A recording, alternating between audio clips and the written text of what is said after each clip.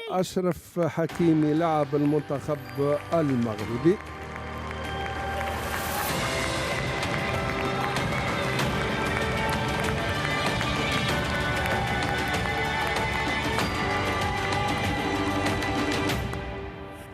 Born in Bambali, he is the last captain to have إذن lifted the Afghan آخر trophy. Also a two-time CAF player of the قائد year. فاز بكأس الاتحاد الأفريقي لكرة القدم وقائد المنتخب السنغالي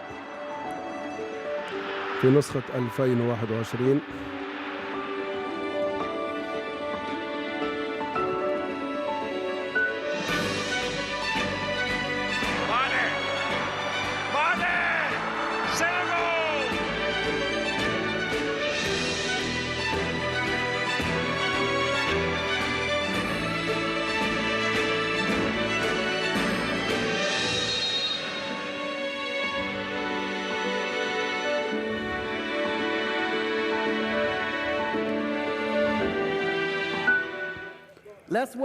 دعونا نرحب بلاعب المنتخب السنغالي ساديو ماني المتوج بلقب كأس أفريقيا لعام 2021.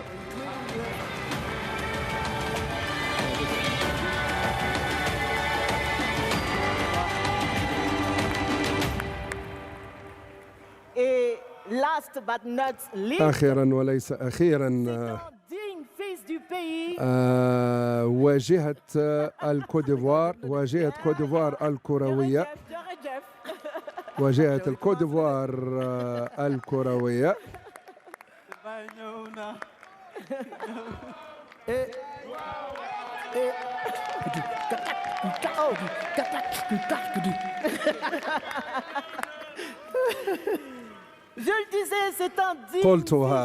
قلتها هو الوجه المشرف للكوديفوار وأحسن مسجل، صاحب الرقم القياسي لأعداد الأهداف المسجلة في منافسات كأس الأفريقية، أيقونة الكوديفوار.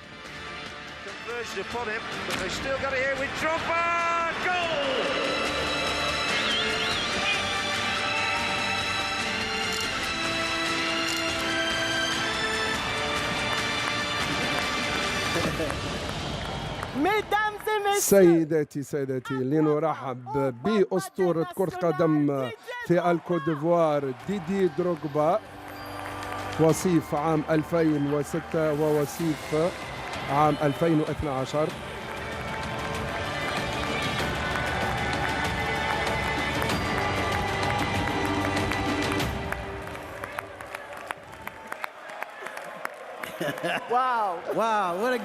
يا لها من شعبية يحظى بها ديدي دروغبا، كل الأساطير لديها الجماهير المحبة لها. شكرا على حضوركم.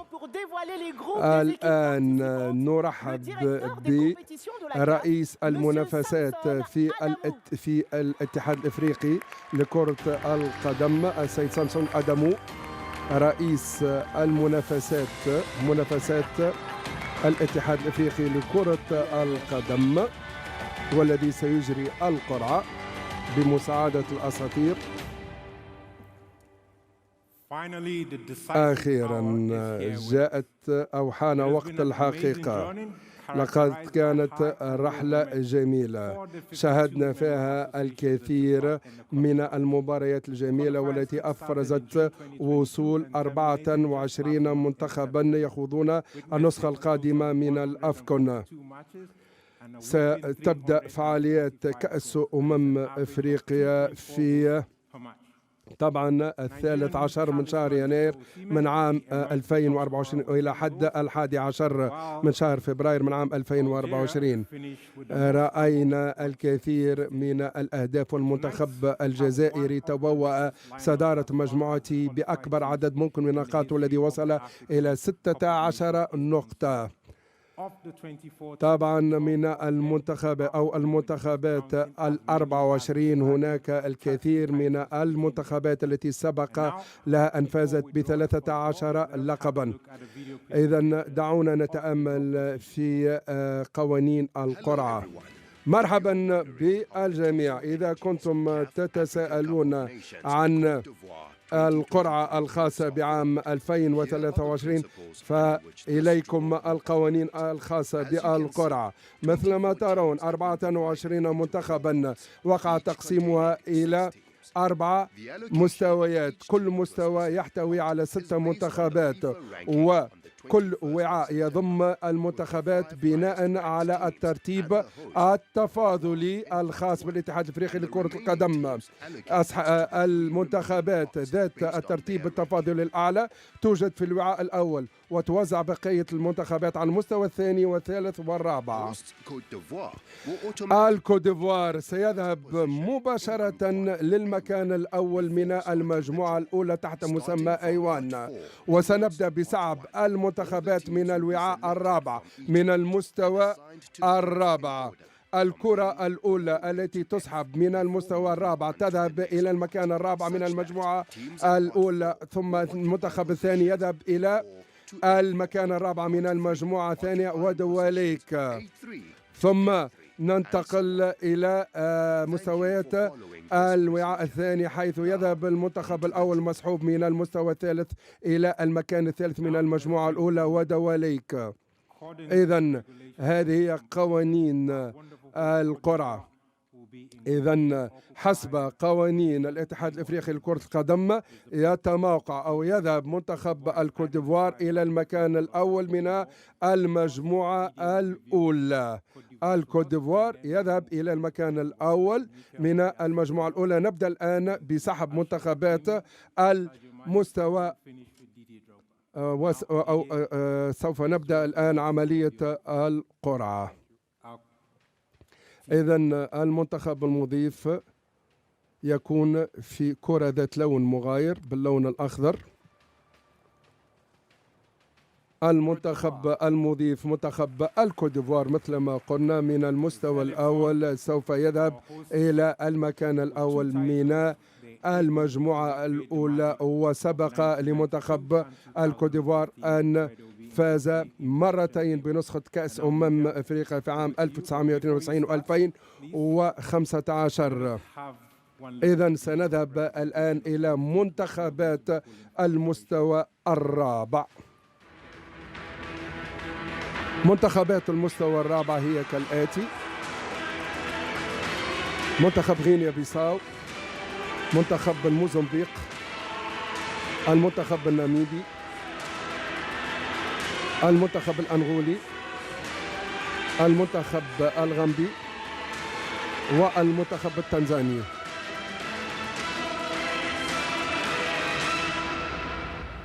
هذه منتخبات المستوى الرابع حسب ترتيب التفاضلي للكاف.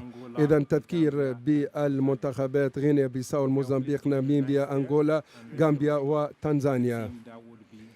سوف نقوم بسحب المنتخب الأول والذي سيخوض المباراة الافتتاحية لأفكون من عام لنسخة الأفكون رقم 34. منتخب غينيا بيساو. منتخب غينيا بيساو إذن منتخب غينيا بيساو حقق المراد، ومثل ما قلنا المنتخب الأول المسحوب من الوعاء الرابع يذهب مباشرة إلى المكان الرابع من المجموعة الأولى. المنتخب الثاني من المستوى الرابع هو المنتخب الموزمبيقي، وسيذهب مباشرة إلى المكان الرابع من المجموعة الثانية.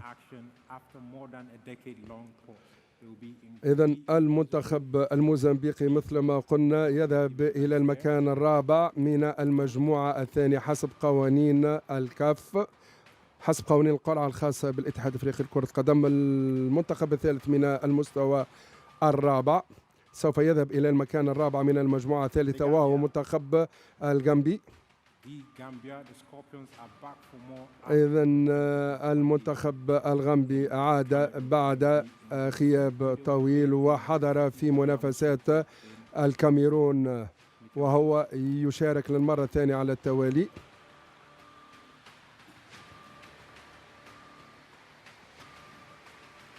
المنتخب الثالث من المستوى الرابع والذي يذهب إلى المكان الرابع من المجموعة الثالثة هو منتخب أنغولا. والمنتخب الأنغولي سبق له أن استضاف فعالية كأس أفريقيا.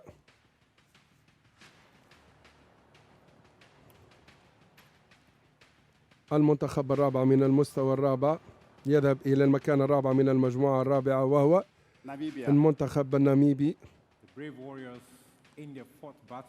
منتخب المحاربون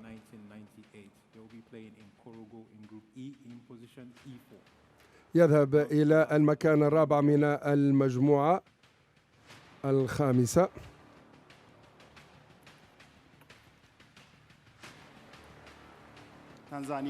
المنتخب أو منتخب تنزانيا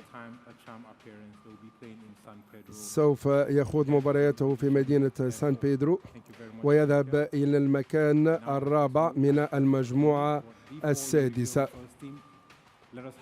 إذن دعونا نتأمل الآن في منتخبات المستوى الثالث.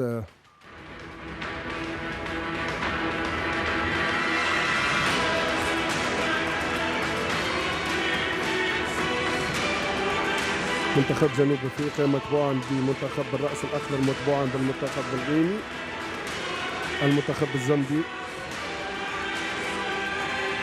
ومنتخب غينيا الاستوائية.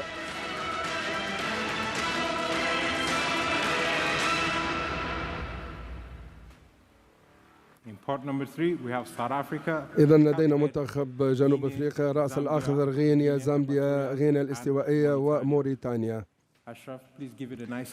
أشرف حكيمي سيقوم بسحب المنتخبات من المستوى الثالث لنرى من سيذهب إلى المكان الثالث من المجموعة الأولى، صحبة منتخب الكوت ديفوار وغينيا بيساو. إذا منتخب غينيا الاستوائية يشارك للمرة الثانية على التوالي. هذا يعني وأنهم طوروا كرة القدم كثيرا، ومثل ما قلنا غينيا الاستوائية تذهب إلى المكان الثالث من المجموعة الأولى.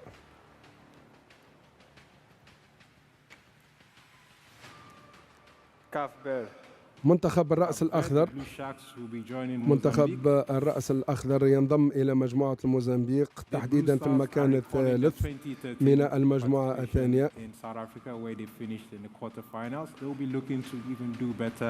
يسعى منتخب الرأس الأخضر إلى إعادة الإنجاز الذي حققه حينما وصل إلى دور الربع النهائي في نسخة سابقة من كأس أفريقيا.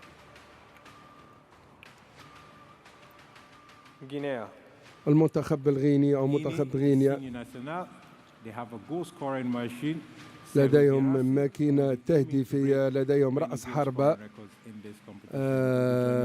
يسجل الكثير من الأهداف، وينضم إلى مجموعة غامبيا في المجموعة الثالثة تحديدا في المكان الثالث.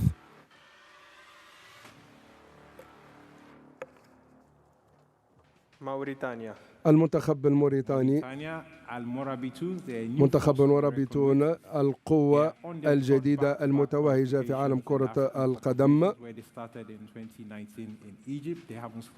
شاركوا في نسخة 2019 وينضم إلى مجموعة المنتخب الأنغولي تحديدا في المكان الثالث من المجموعة الرابعة. منتخب جنوب افريقيا، منتخب البافانا بافانا الفائز بنسخة 1996، عودة قوية بعد غياب لبعض السنوات، ينضم إلى المجموعة الخامسة صحبة المنتخب الناميبي تحديدا في المكان الثالث من المجموعة الخامسة. زامبيا، المنتخب الزامبي،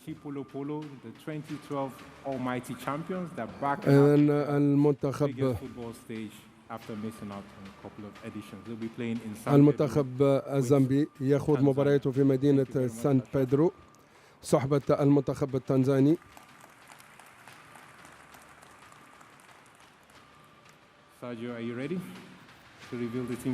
إذن سوف نذهب إلى منتخبات المستوى الثاني. لديكم لقطات خاصة بمنتخبات المستوى الثاني والتي سيقع سحبها في مالي.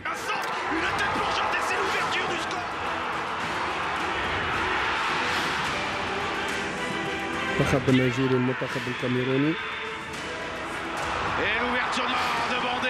منتخب بوركينا فاسو المنتخب الغاني منتخب جمهورية الكونغو الديمقراطية إضافة إلى منتخب المالي. إذن هذه منتخبات المستوى الثاني. لدينا المنتخب النيجيري الكاميرون المالي منتخب بوركينا فاسو وغانا وجمهورية الكونغو الديمقراطية. ساديو ماني سوف يقوم بسحب منتخبات المستوى الثاني والتي سوف تتموقع تباعا في المكان الثاني من كل مجموعة.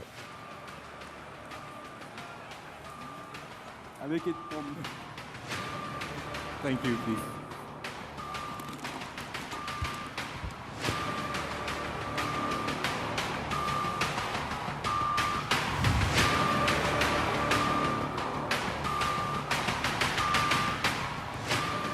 نيجيريا المنتخب النيجيري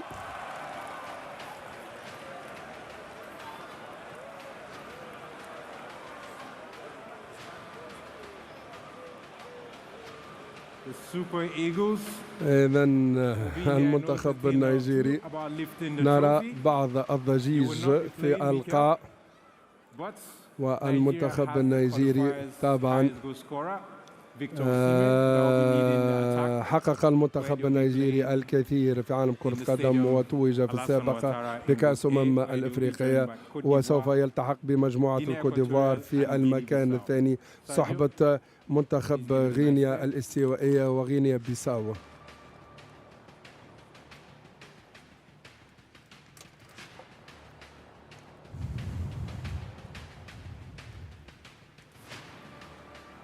غانا المنتخب الغاني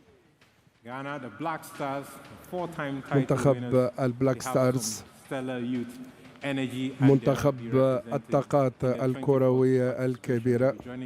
هذه المشاركة رقم 24 في فعاليات كأس أفريقيا. يذهب إلى المجموعة الثانية المكان الثاني من المجموعة الثانية.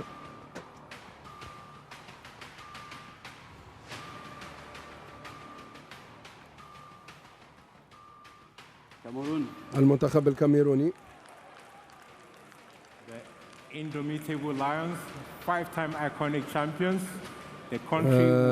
المنتخب الذي توج 5 مرات بكأس أفريقيا ويسعى للفوز باللقب السادس. واستضافت الكاميرون نسخة جميلة من فعالية كأس أفريقيا وسوف يخوض مبارياته في مدينة ياموسوكرو.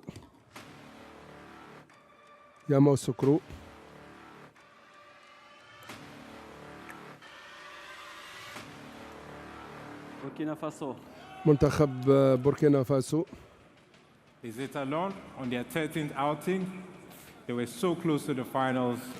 كانوا قاب قوسين وأدنى من الوصول إلى نهائي النسخة السابقة وأقرب أيضا من نهائي 2013. سوف ينضم إلى المجموعة الرابعة.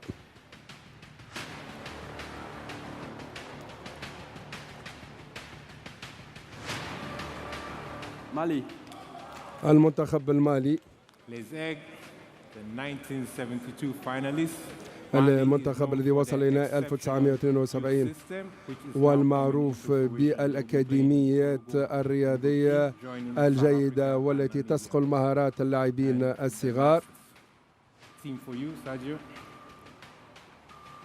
المنتخب الأخير من المستوى الثاني هو منتخب جمهورية الكونغو الديمقراطية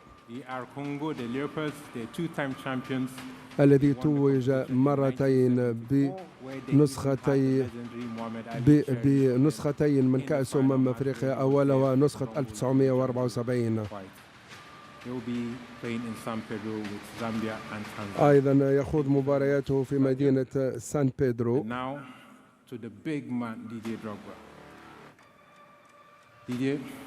نذهب الآن إلى منتخبات المستوى الأول. نبدأ بسحب منتخبات المنتخبات الثقيلة، المنتخبات صاحبة أحسن ترتيب تفاضلي على الصعيد الإفريقي. منتخبات المستوى الأول: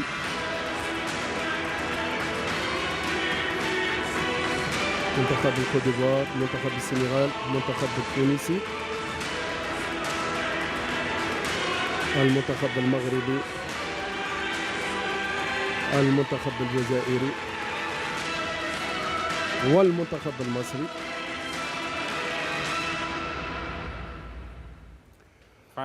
إذن 5 منتخبات متوقعة في المستوى الأول: المنتخب المغربي، السنغالي، المنتخب التونسي، الجزائري والمصري. ديدي دروغبا سوف يقوم بسحب المنتخبات ال5 لإتمام كل المجموعات، لأننا أتممنا المجموعة الأولى.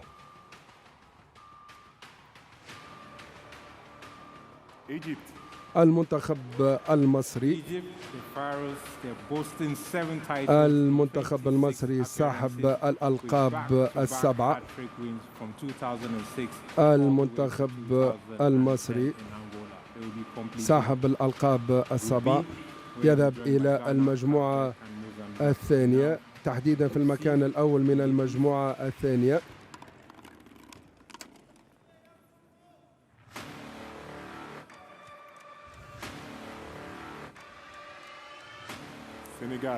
المنتخب السنغالي المتوج بنسخة عام 2019 تحت قيادة اللاعب طبعا ساديو ماني، أسود تيرينغا. السنغال لم يهزم في أي مباراة في المباريات التأهيلية. سوف تقود منتخبك، سوف تخوض مباريات المنتخب السنغالي في مدينة ياموسوكرو، وسوف تكون متواجدا مع المنتخب الكاميروني ومنتخب الغيني والمنتخب الغامبي.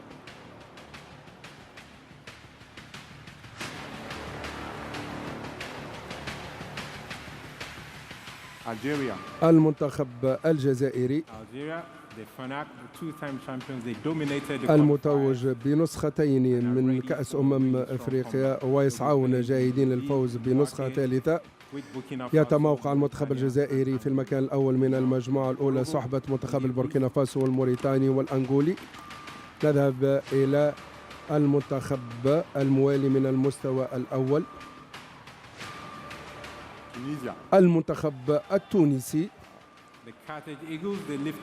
منتخب نسور قرطاج الذي توج بنسخة 2004 منذ عقدين من الزمن، وسيكون متواجدا صحبة المنتخب المالي ومنتخب جنوب افريقيا ومنتخب الناميبي. المنتخب الأخير من المستوى الأول هو المنتخب المغربي.